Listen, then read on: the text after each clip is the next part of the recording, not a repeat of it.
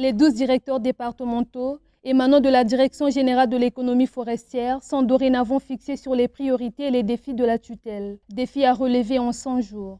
Le document présenté ce 8 février 2022 devant la ministre de l'économie forestière, Rosalie Matondo, et partenaire au développement, décline les 36 initiatives à résultats rapides pouvant donner un souffle nouveau dans la politique de gestion durable et rentable des ressources forestières. Instaurée dans plusieurs pays, l'approche des résultats rapides contribue efficacement à l'atteinte des objectifs de développement. C'est une méthodologie orientée vers les résultats en réponse à un défi.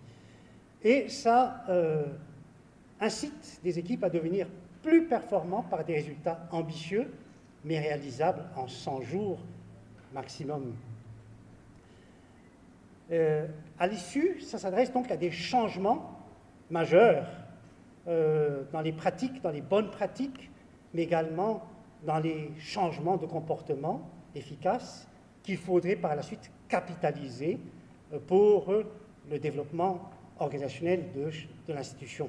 À ce jour, le ministère de l'économie forestière a réuni toutes les dispositions théoriques nécessaires pour réaliser le changement organisationnel, de sorte qu'il est désormais important de l'opérationnaliser à travers l'approche dite à résultat rapide que nous venons de suivre du facilitateur.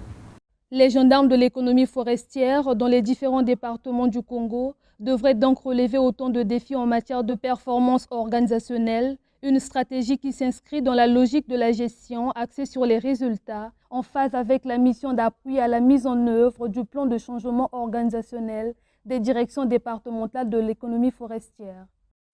Ainsi, en lien avec d'une part les objectifs de performance proposés et d'autre part la vision et les objectifs du ministère de l'économie forestière, il est attendu de vous des actions concrètes dans les 9 domaines d'intervention fixés dans la lettre circulaire numéro 0016 du 25 janvier 2022 qu'il me plaît de rappeler ici, à savoir, domaine 1, relever le taux de recouvrement des taxes forestières. Domaine 2, augmenter le taux de dette recouvré en termes de taxes forestières auprès des sociétés jusqu'à épuration complète. Domaine 3, finaliser l'aménagement de toutes les concessions forestières dans les délais prescrits. Domaine 4, réduire les infractions liées à la traçabilité du bois depuis leur zone d'abattage jusqu'à leur commercialisation. Domaine 5, renforcer la capacité des structures décentralisées dans les brigades pour réduire les fuites de bois illégaux au niveau des frontières avec les pays voisins. Domaine 6, réduire le commerce illégal de bois sur le marché local. Domaine 7, réduire le taux de braconnage et de la chasse illégale.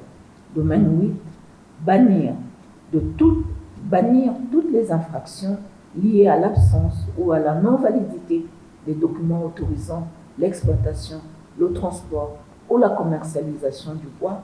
Et enfin, domaine 9, disposer d'un fonds documentaire sur les volumes exploités, les bois transformés par les sociétés et les bois commercialisés sur le marché local.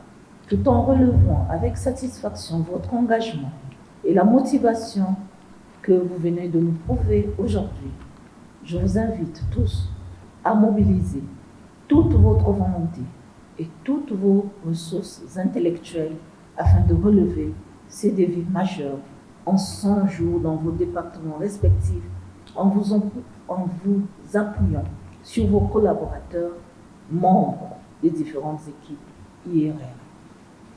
Tel est le prix à payer pour prétendre à l'amélioration de la gouvernance des ressources forestières dans notre pays, pactant à l'accroissement de l'apport du secteur forestier au PIB national. Je sais donc compter sur la détermination qui vous caractérise afin de produire tous les résultats que vous avez énumérés dans le cadre de vos initiatives de résultats rapides respectifs. Le compte à rebours est lancé. Il ne reste plus que 99 jours aux directions départementales de l'économie forestière de transformer ces défis et orientations en actions concrètes.